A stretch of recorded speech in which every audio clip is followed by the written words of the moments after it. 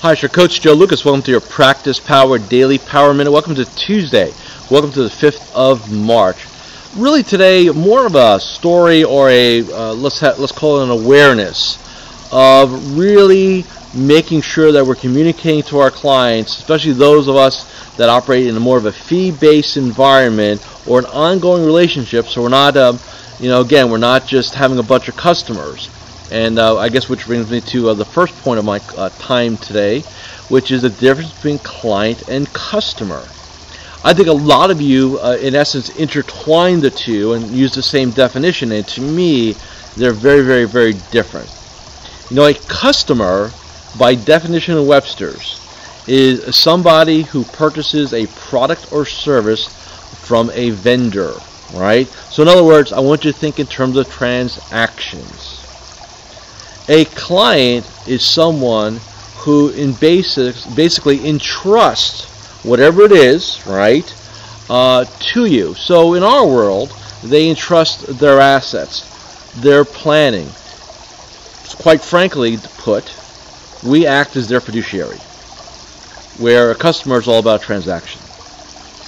And I think a lot of times what happens is that we fail to communicate what it is that we really do for people, especially in a fee-based situation.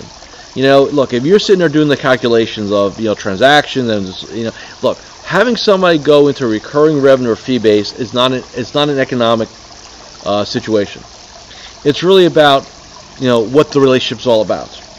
The reality is that, and I've said this to clients several times, and I'll say it here and to everybody, we basically do three things for people. Or another way of saying it is we need to be compensated for doing three things for our clients. First and foremost is the advice we give, right? Our intellectual capital. So the planning, the recommendations. Hey, that has value. We need to be compensated for that value. The second element is the service.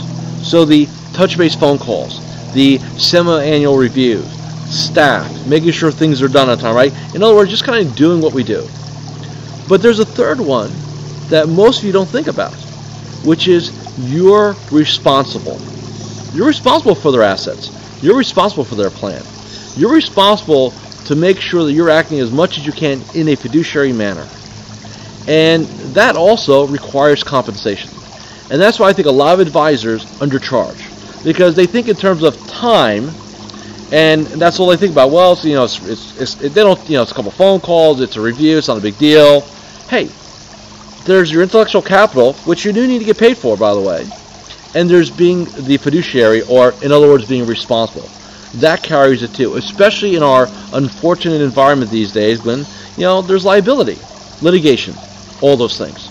So I just want you to think about it as you kind of go off and build your businesses and start taking on new clients. Are you really charging what you're worth, what you need to be? All right? Hey, let's have a great day today, and I will see you all tomorrow.